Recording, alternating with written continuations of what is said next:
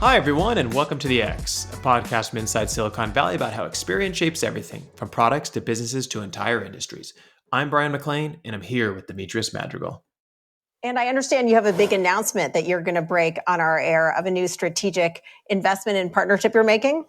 Yes, we've entered into a strategic relationship with Epic Games, the maker of Fortnite, to not only invest in the company Epic, we took a minority stake, $1,500,000,000 investment, but we're also creating with them a huge Disney universe that will be for gaming and for play and for watching and even for shopping, for digital goods and maybe ultimately physical goods that will live alongside Fortnite, but be completely interconnected with Fortnite. And this represents probably our biggest foray into the game space ever, which I think is not only timely, but an important step when you look at the demographic trends and you look at where Gen Alpha and Gen Z and even millennials are spending their time in media. It's pretty dramatic in terms of the amount of time spent in games. In fact, almost equal to, in some demographics, or equal to or greater than how people are spending their time on movies and television. All right, so today we're going to talk about Disney and their big moves that Bob Iger are making right now, both in gaming and in sports, because there was another announcement that was made a couple days later regarding sports. Good morning, Dee. How are you? I'm doing pretty good. I saw this announcement and I thought that it was the kind of thing that we've been saying that the Disneys and Netflixes of the world need to do. So it wasn't a huge surprise, but it's going to be interesting to see where it goes. Absolutely. So we've talked a little bit about this in the past because Disney has tried gaming, building games basically internally, and they really haven't hit in the way that games that are provided by Epic Games and other big companies have. Bob on that clip said that he's investing about 1.5 billion into Epic Games as a minority owner of the company, and they're building a quote unquote huge Disney universe, quote unquote, with gaming, play, watching, and shopping. What do you think of when you hear that? Like, what is the first thing that comes to mind on like their strategy? What do you think they're going to do? Well, it sounds like a metaverse, ultimately. Mm. And one of the keys to any metaverse is you provide a persistent space for people to come in. Usually, you provide some kind of avatar based representation of them, and then you give them things to do. So when you're talking about gaming, playing, watching, shopping, those are all the things that you would do together within a kind of a metaverse type of space. Yeah, I really like this idea for Disney. I'm a fan of Disney, but I'm more of a fan of Bob Iger. I think that as an operator, he makes very intelligent decisions about what to do with Disney. And one of the things that he does is he tends to follow the experience instead of following the trends. So if you Mm-hmm. listen to the way he's talking about these things, it's kind of like, well, I'm looking at the generation coming up and what they want and how they interact with the world, and we want to give them what they want while also allowing Disney to expand into these new areas and stuff. And I think that's the thing that kind of got me pretty excited. I did a little bit of research, and like overall with mobile and everything, they say there's roughly about 3 billion gamers in the world, and that number is growing. Mm-hmm. It comes from a lot of different segments, as you know, consoles, online, mobile, like those particular areas. And I think that Disney not doing super well with in-house games and stuff like that in the past has basically kind of put them in this position where they have to make strategic partnerships, right? And they have to work with the right companies in order to kind of get into this gaming space. Mm-hmm. I actually anticipate. I mean, this epic. I didn't know this was going to happen, right? I think it makes sense because they already had a partnership with Epic Games when they were working on Fortnite stuff.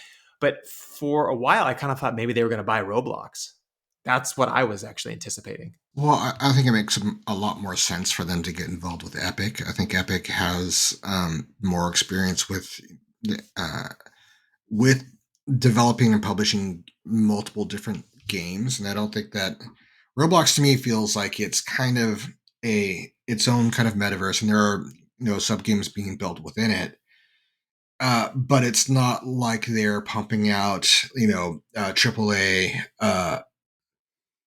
AAA fantasy games or things like that. This Mhm. is a little bit more like, all right, well, this is a gaming publisher with studios who can develop a variety of different games as opposed to just that metaverse experience. Yeah. I mean, the thing is it still could happen. I mean, Disney could make this their first big strategic partnership, and then after that, be like, "Oh, we're going to partner with Roblox. Then we're going to partner with someone else." Start really pulling all these things together because they're just It like could, they're just like Netflix, like in the sense that they are a yeah. media company that really wants to venture into gaming. But it seems like it would make more sense to be own a portion of or all of like Epic Games and let them just do their job. So they're just kind of an entity of the larger Disney universe, and then Disney can pipe their IP in, which is basically what Bob said. He's like, we want to deliver our IP into the gaming industry. What you've said before about Disney not being great at developing games, Yeah. that's absolutely true. They've had to partner with companies like Konami or Capcom Yep. or Square Enix, and a lot of these are Japanese companies. And partnering with Square produced some of their most successful games, the Kingdom Hearts franchise, but they haven't really developed games themselves. And I think this is one of the things that we talk about. You can't really just throw money at a problem and fix it. Like if within your organization you don't have the proper culture and mindset for developing a certain type of product, then you're not really going to be able to. You're not just going to be able to hire people and put them in position to do it, because at the end of the day, the you kind of have to have that leadership in place who can make the right decisions around that category. Yeah. So that's one of the reasons why they haven't really gotten into it. Like, you think about how the Disney experience is, it's very kind of uh, non-interactive. Typically, they've started to do more interactive things within the parks, for example, and honestly, I feel like there are things that could be a lot better. Yeah. um, I see where they're going with it, but like if you go on, I don't know if you've been on Smuggler's Run, the Millennium Falcon ride. Yeah. Yeah. Yeah. Yeah. Yeah. Yeah. I have. Yes. So have you tried sitting in the gunner seat, Yes, I have. So I was in the gunner seat, and then the second time I was in the passenger the seat, engineer? engineer seat. Yeah. Yeah. Yeah. Yeah, so the gunner seat I think is a good example of kind of where Disney has not done what another company who's better at interactive experiences has done. So, if you haven't, for anybody out there who hasn't been on that ride, what do you imagine from a gunner seat is like, okay, cool, I've got this thing. It looks like in Star Wars where you're like aiming and firing and stuff like that, and it's not. It's literally like you have three buttons and you just choose which button to press, and if you don't really want to do that, you can just put it on auto and just spam the button. Mhm. It's not really an engaging interactive experience. Yeah. When I was doing it, I actually was wondering if I was actually even making any progress. Like my Yeah. brain was kind of like, okay, I'm firing, I'm firing. Am I actually hitting stuff? Like, is the system actually looking at it and going, "Oh, Brian just hit that ship or that asteroid"? Um, Probably not, or maybe every once in a while they do that. But Hmm. I did feel like it could have been slightly more interactive. Now, I would say that the lead up experience, like going into the Millennium Falcon, all that stuff Yes. was amazing, right? So like that Yes. whole thing was transformative. But like you say, it's not interactive. I almost feel like it's kind of interactive to some extent, meaning like there's Well, characters everywhere. There's yeah, it's immersive. immersive. Yeah, I Uh, think that's the word. Yeah. Yeah. And I think that they're very good at immersive. They're very good at show. Yeah. And if you talk to somebody who works at Disney, they'll say things like, "Well, what's the show?" What's the show? Right? Yep. And that's building a narrative. All of the rides in Disneyland have like a narrative built into them, right? Even rides like Pirates of the Caribbean is like this reverse dream sequence where you Yep. have the pirate who's living in Louisiana at the very beginning, who's like sitting on his little porch in the swamp, and then you go into his dream. Now, that is great. That is their strength. That's why they're good at making ride experiences. They're good at making movies. They're good at making books. Anything that is kind of like a traditional kind of narrative experience, they're great at. What they haven't been great at is really dialing in kind of that interactive kind of gaming and play kind of experience. And that's where they've sought out help. And realistically, movies and TV have been around for over a century. TV's been around for coming up on a century. Yeah. So they've kind of grown to where they're going to grow. Gaming, as an industry, is larger than both of those industries, Yep.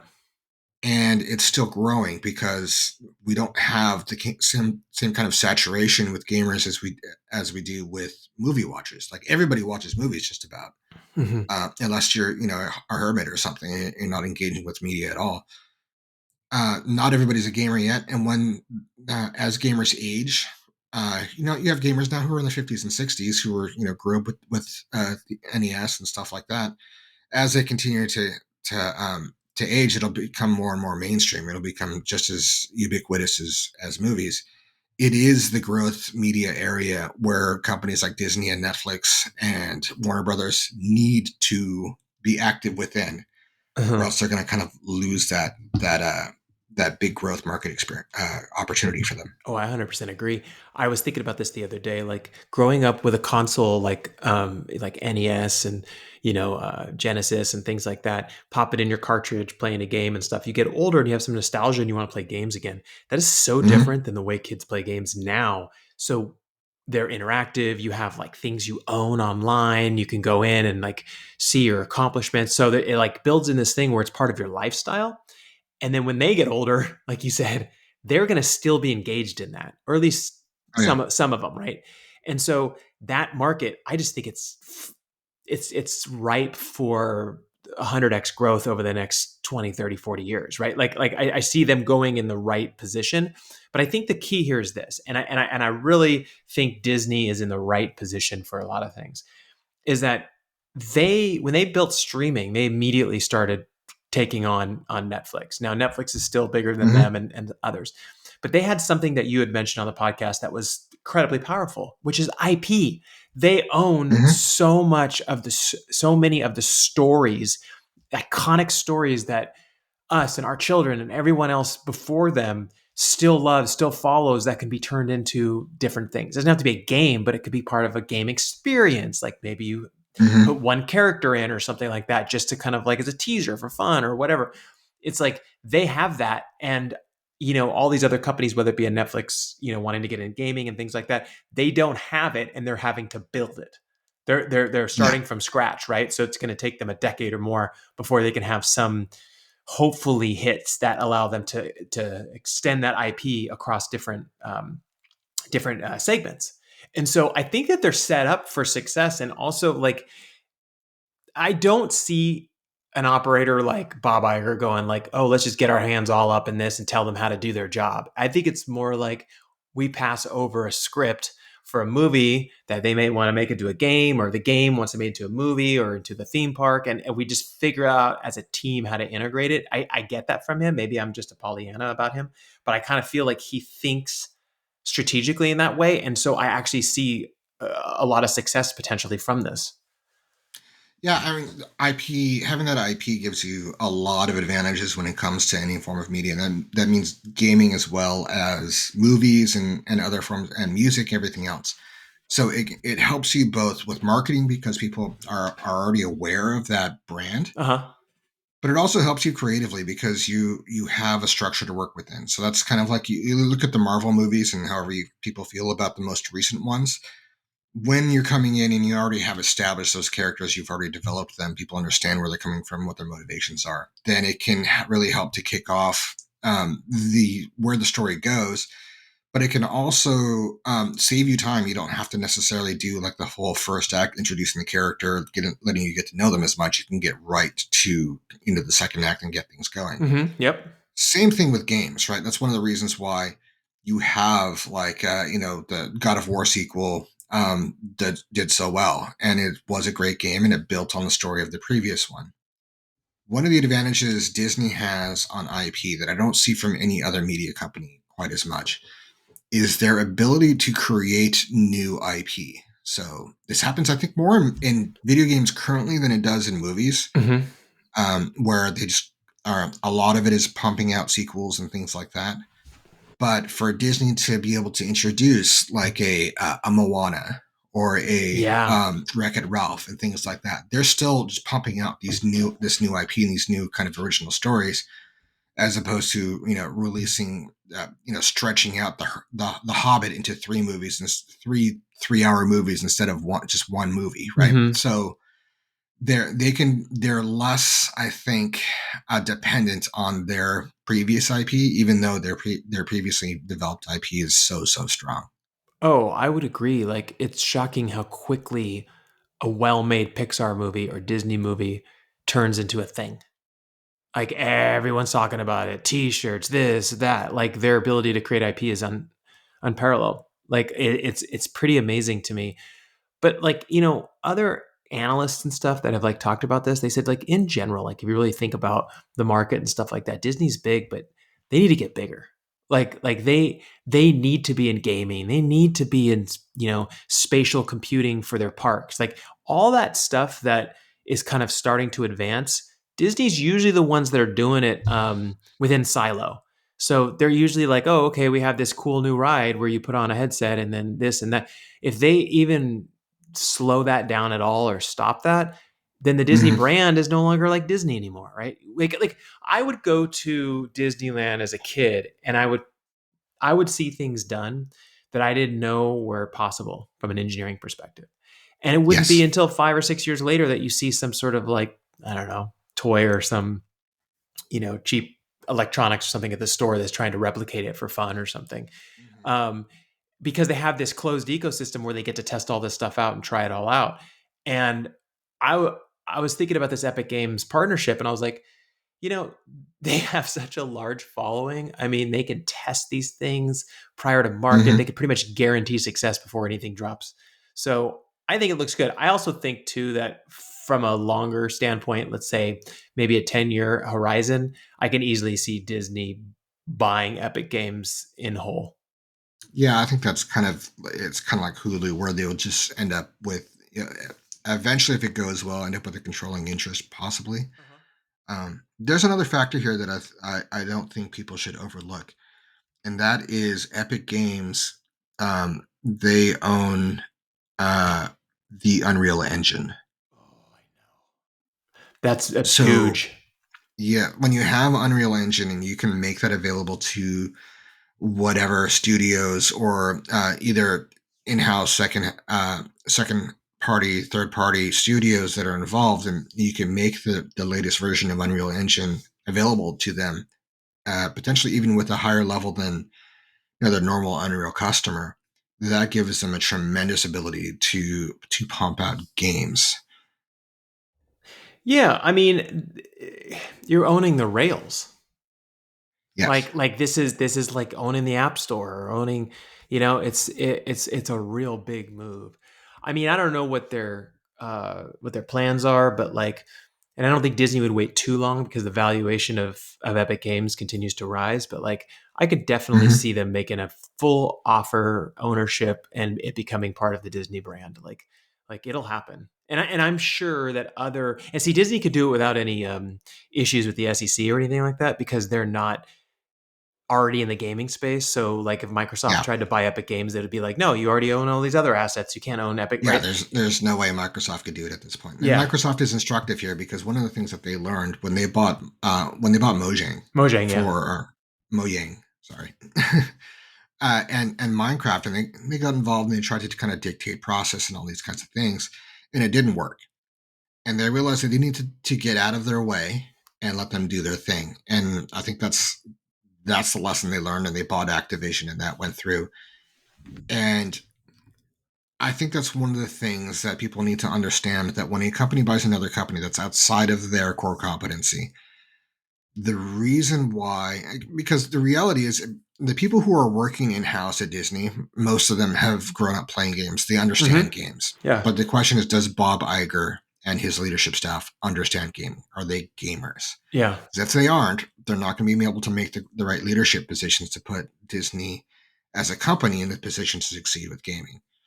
Well, I So don't know. I would disagree with that. I would say that, all they have to do is be completely and open-minded regarding what all this stuff looks like, be willing to learn and talk to the teams that are below you that are Well, basically saying like, hey, if this is what I want yeah, to do.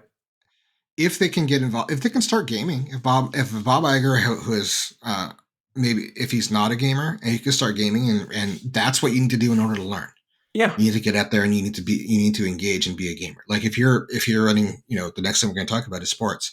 If you're not a huge sports fan and you're trying to create sports media, it's not going to work well. There's like an old meme, I guess, at this point. It's a story that I think is developed into a meme about like a product that was developed for women. So it was a menstrual cycle tracker, Uh-huh. but it was made by men. Okay. And every woman said as soon as they logged in, they could tell, okay, this was designed by a man, because they don't understand the needs at a fundamental level for what this app needs to provide. And if you're not engaged and you don't really understand the category on that fundamental level, you're never going to be able to compete with the Activisions of the world. Yeah, I mean, kind of agree, kind of disagree. Meaning, like I agree to the overall message that you're sending, because we're in user experience, and it's like ultimately we've met with people who absolutely know nothing about the thing that they're selling, and you're like, oh my god, right? But if it's one person in a leadership team, like the CEO, maybe has played some games but isn't a full blown gamer, but everyone down below is, and they can like really help with what's kind of going on and that kind of stuff, then I could definitely see a success still happening. It's just, I understand your sentiment though. Like it's like, yeah, it's I like think it's like it's not being a basketball fan and you're like, hey, you know what I should do? I think I'm going to develop a basketball app. It's like you're going to miss so much, right? Mm-hmm. Well, the thing is, and it's hard for CEOs, and it's not just a CEO, because what happens is if you're a CEO, one of your biggest jobs is hiring the people who are making up your team, and people who hire people tend to hire people who are similar to them. That's why culture flows downward, because they hire other C-suite executives who are similar to them, and then those people hire EVPs who are similar to them, and it just goes on down the line. So you end up with everybody who's kind of like similar to the people who are ultimately similar to the CEO. Now, if that happens, then you might not end up with a lot of people within the company who are really capable of making these big strategic decisions around gaming and stuff like that. In which case, if you do get somebody who is, you have to recognize that they know more than you and you need to get out of their way. And I think a lot of CEOs and other C-level executives have a hard time when they firmly believe something and somebody who knows better than them is telling them something that they firmly believe is true, but maybe isn't. They have a hard time getting out of that person's way. Yeah, and that's the difference between a great CEO and a good one, right? Is that a good one can kind of just keep things moving along, and a great one listens and actually pivots and knows how to like move into the future. And so, and I think Disney doing this is in a small way to start is really smart, because they're going to get the Disney fan feedback. They're going to get all that stuff prior to making the big purchase. But I want to talk about the second thing that Disney's doing, because I'm actually really excited about it, but I'm kind of annoyed. There's a reason why I'm annoyed, but it has nothing to do with the deal that they're making. But Disney, Fox, and Warner Brothers Discovery are creating a new sports streaming service. Basically, linear television accounts for now less than 50% of TV consumption, which is about a 12% decline over the last couple of years. And basically, they need to start making the transition in order to get everybody online instead of standard linear television. They're going to basically eat into their own business, and they're going to do it on purpose because they know that they need to, and it's smart to do so. So basically, this partnership will include games from all four major U.S. sports leagues, including the NFL, NBA, NHL, and MLB, as well as the major college conferences. This is a streaming service of linear bundles. So it's basically a bundling service. And it's for sports fans. I mean, at the end of the day, sports fans want to watch lots of different sports. And right now it's all over the place. You got to own tons of different apps and things in order to make this happen. As people move away from linear television, they have to shore this up for them to prepare to deliver those sports fans into the right experience. It will equally be owned by all three companies and pulling content from their services like ABC, ESPN channels, including ESPN, ESPN2, ESPNU, Fox's offerings like Fox, FS1, FS2, and Warner Brothers Discovery, TNT, TBS, and True TV. College conference networks like ACC Network, Big Ten Network, and SEC Network are included. And and is ESPN Plus. So Disney said it'll be out in fall of 2024. I first thought I was like, man, that's fast. But then I realized the content's already done. They're just kind of like building Yeah. a central app and pulling everything together. So it is possible. And it They're might be, probably just building a back end or a front end. yeah, They probably already have the back end in place. So they're exactly. probably just building a front end. Exactly, right? That's kind of how I felt about it. Because initially I was like, whoa. And then I Mhm. was like, nah.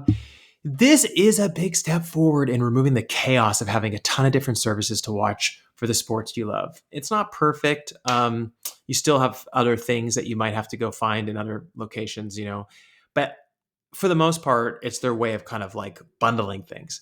The reason why I said it kind Mhm. of annoys me is because when you look at all those different ESPN, ESPN1, FS1, it's like everything's so dispersed. It's annoying that it's dispersed. You don't know where anything Yeah. is. I'm gonna give you a great example. Super Bowl was about a week ago, and I was like, great, I'm going to host a few friends over for the Super Bowl. We're gonna watch this thing. It was on Paramount Plus. I don't have Paramount Plus. So I was like, okay, I need two backups though, because streaming always fails. So if I pay for Paramount Plus or borrow a friend's account or any of those options that might exist, it could fail. So what do I do? So then I went and got one of those rabbit ears, for the television. That worked fantastic. But then if you got close to it, it kind of did the bloop, blop thing, Yeah. where it can't see on there. Well, that had to be broadcast. I mean, I watched it at my brother's house, so I don't know how he was showing it, but I assume it had to be broadcast on terrestrial It TV. had to be broadcast, right? So then I was able to get it through the broadcast, but it would have a Mhm. little mistake. So what we did is we would switch back and forth because I had to sign up for Paramount Plus. And then I had on Paramount Plus. Paramount Plus crashed multiple times. I checked online. Everyone was reporting that it was going down. So I was like, Yeah. how could it go down when you were hosting the Super Bowl? Like, didn't you? Well, I gotta imagine if it was on terrestrial TV, the traditional broadcast TV. I gotta imagine it was also on YouTube TV. So then it was probably, yeah, I didn't buy YouTube TV. So this is the point. This is the point that's super irritating. Yeah. You're like, maybe it's on YouTube TV. Maybe it's on here. It's like, it's a hot Yeah. mess, dude. It's a hot mess. So this is a step in the right direction. I get irritated because it's a hot mess, but it is moving in the right direction. I just have a little bit of a worry that they're going to charge a ton of money for this. That is my worry also. So I think this is speaking to kind of that fragmentation. We've been talking about this fragmentation within streaming media for a long time. This is not the same thing as that was one of the advantages of the Comcast kind of or old school broadcast TV model was Yeah. like, all right, well, you're getting access to all these different content sources, right? These different studios, these different channels. Now you're getting it a la carte, which is nice because you're not paying for things that you don't want, theoretically. Yeah. But at the same time, you now need to figure out where everything is. And now it's if you wanted to watch all of the football games, for example, you would probably need you would need Amazon because they have the Thursday night shows. Yep. There was a game that was on Peacock that everybody was up in arms about. It was only shown on Peacock, and it was a playoff game. Somebody was like, "What are you doing?" It sounds like Peacock is crashing. I've had good luck with YouTube TV. Like you don't know where to go for it. And whenever I'm talking to somebody about like a TV show or a movie, they always ask me like, what service is that on Netflix? Yep. Is that on, Max? What's the dumbest name? Yeah. Is it on whatever? And I'm like, I don't know. I don't track these things. Google Exactly. it. Exactly. Like, I don't it's either. too much to keep track of. It is. It's way too much. And yeah, by the way, just a side note, Max is the worst marketing decision or branding decision ever. Like It's HBO. the dumbest, dude.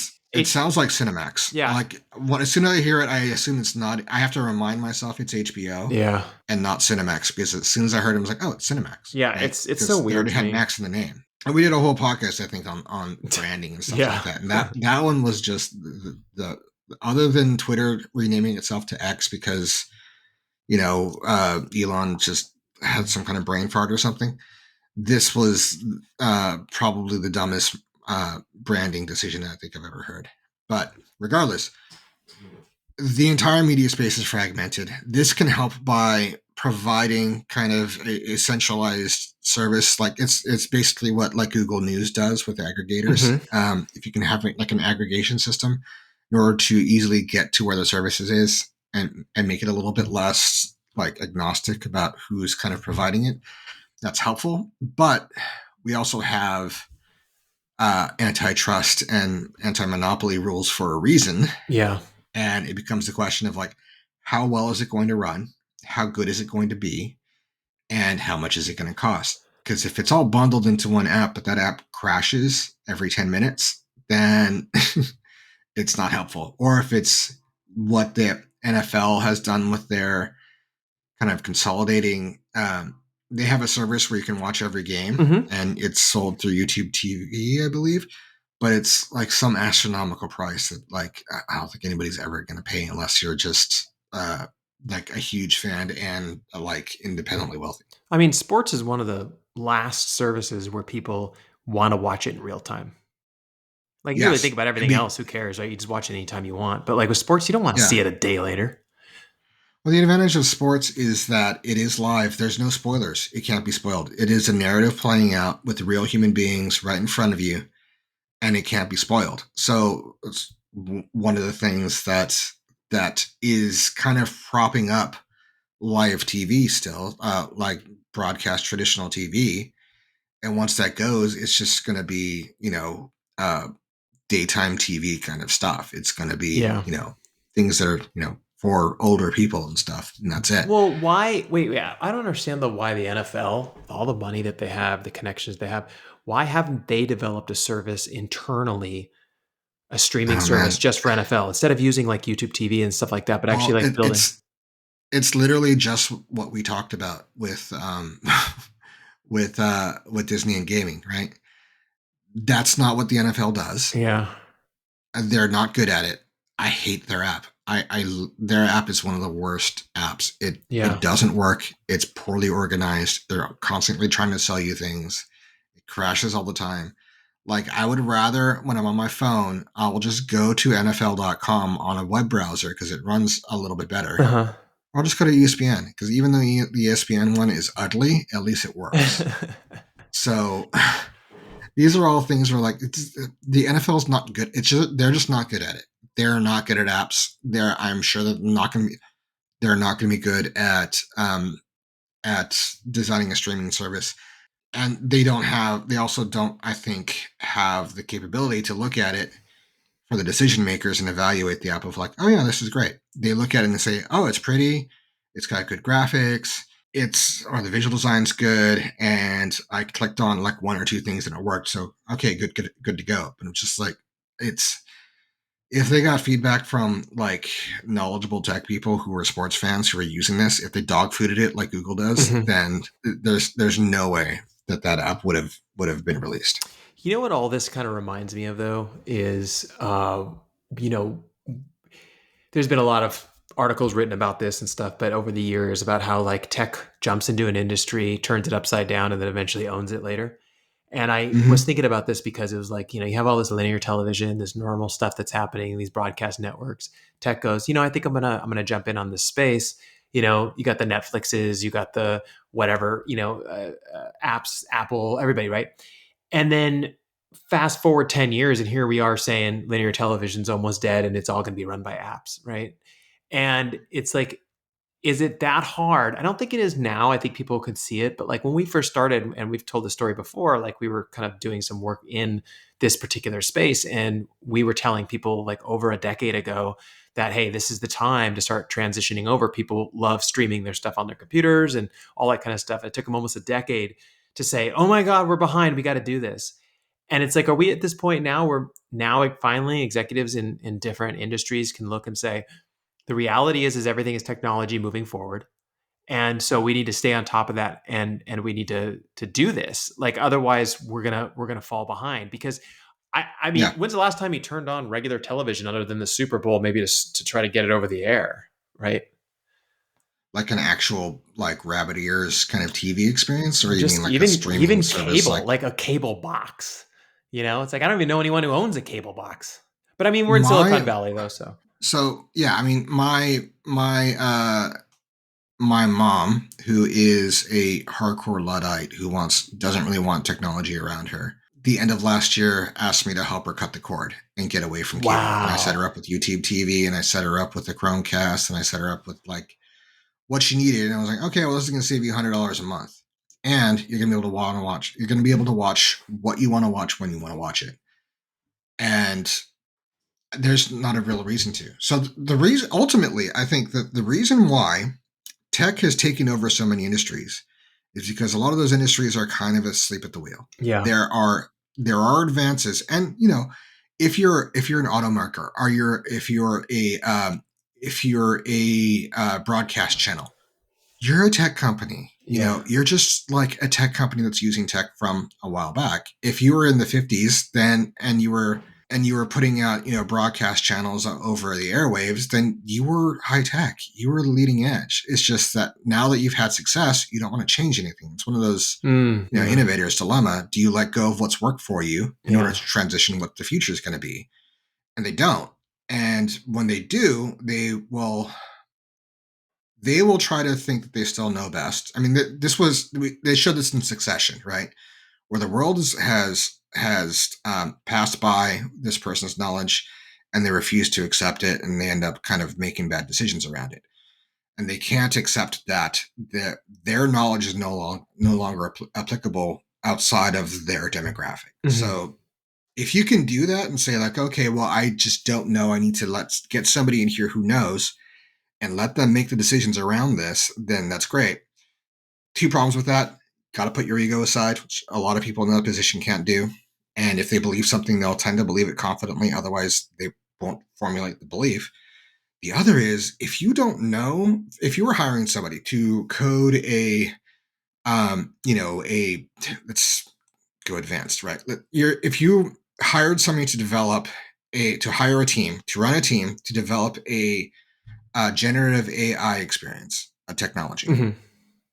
but you did not have any background in software engineering or computer science at all, how would you evaluate to know that that person is the right person who Yeah. is as knowledgeable as he or she is represented to be? Yeah. No, it's true. I mean, I was thinking about that the other day in regard to Airbnb because, Brian Chesky doesn't have a background in engineering, but he has one in design, right? Mhm. And he built a beautiful company. But now he's moving into AI, and I'm like, if he was building his company right now, where the majority of the decisions or the helpers or the assistants or whatever it is on the platform are going to be AI driven, you either you either have to have like a really great CTO that sits next to you every day, or you Mhm. got to have a lot of experience yourself because Yeah. you need to be able to evaluate that. And so I agree with you on that. It is difficult, is tremendously difficult to do that. Well, that's one of the things. Like you look at Apple, and Steve Jobs wasn't very technical. He No, was not an engineer, but he had Woz, but he had was, and yeah, Woz was somebody that he could trust, who had enough knowledge that when he was hiring the rest of the staff, Woz could evaluate them properly. yeah, Because otherwise, what happens is they hire somebody, and they think, oh yeah, this guy's got all the right credentials, and like they've got the right things on their resume, and they get in, and you realize that they're not anywhere near as capable as they represent themselves to be. And there's tons of people in this industry who take credit for other people's work, and it's a sad thing, but it's true. oh, absolutely, yeah. I mean, we see it a lot. But I mean, going back to kind of where we were with this is that let's talk predictions now, because I think we're seeing here these two big moves by Disney, and I like them, and I think from an experience perspective, they're heading in the right direction. They're trying to give the Disney fan, the Disney universe family, more access to things that matter to them, right? And so, Mhm. what are you go first? What is your predictions for both of these? The Epic game partnership as well as the sports partnership. Well, I want to acknowledge a little bit how difficult it is for a company to be very good at two different things or more than one different thing. So you see this with Amazon, where they're good at the e-commerce, and they're also good at the web infrastructure, the platform as a service thing. AWS? Yes, they're good at AWS. So in order to be good at multiple things, it's pretty rare. Honestly, like you look at Apple, and they're good at basically developing computers in different form factors. Yep. Uh, so I don't think that if they didn't have if the parks weren't launched and developed under Walt Disney, I don't think it would have ever gotten done. So for them to be making this move into Epic Games, it's a challenge. It's a challenge because they're moving into an area that they're not super familiar with. They haven't had a lot of success with. But I think this is the kind of thing that can be the best. Um, course of action for them. So I think we're going to see kind of slow growth in this area. I think they are going to release kind of a metaverse product, and they're going to also really that's going to be alongside some standalone narrative driven games. And I think we'll see some growing pains, but ultimately it'll do fairly well, and it'll continue to improve. And you might see some new executives come in from Epic themselves, kind of like the way that John Lasseter moved into Disney after working at Pixar for so long. Some cross pollination, and it'll have some stumbles, I think, but it'll eventually grow into a real Disney gaming experience, and they'll eventually purchase a controlling stake in Epic. And what about the sports?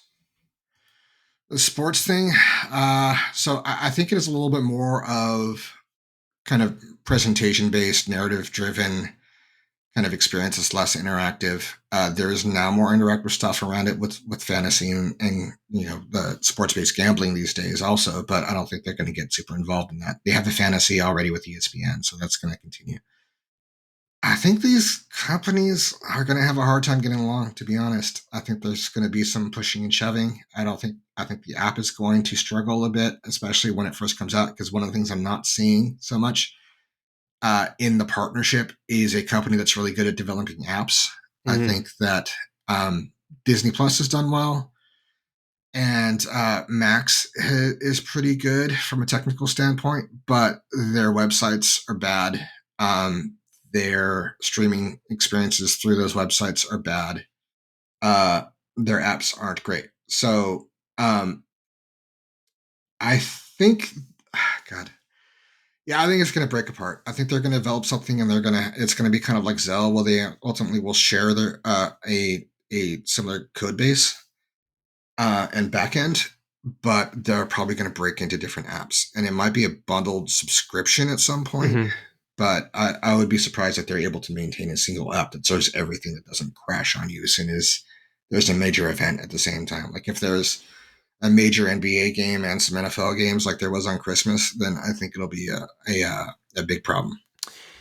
Interesting. All right. A little bit different than you. I think that when it comes to the Epic deal, I think it's the right direction for Disney to go for sure.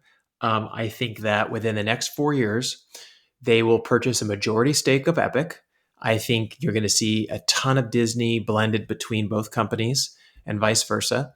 I think that the next successor of Disney after Bob Iger leaves, he only wants to stay for a short period of time. I think he'll be gone in the next 4 years because, he's just getting older and he doesn't want to do this forever, is going to be somebody that has a tremendous amount of gaming experience, but also really understands how to run a major, large corporation like Disney. And maybe even is going to be mentored over the next 4 years, but we won't know about it. So I think that's going to happen. And then it's going to basically push it into this area where like the person who runs is basically has a ton of gaming experience. That's just a prediction of mine.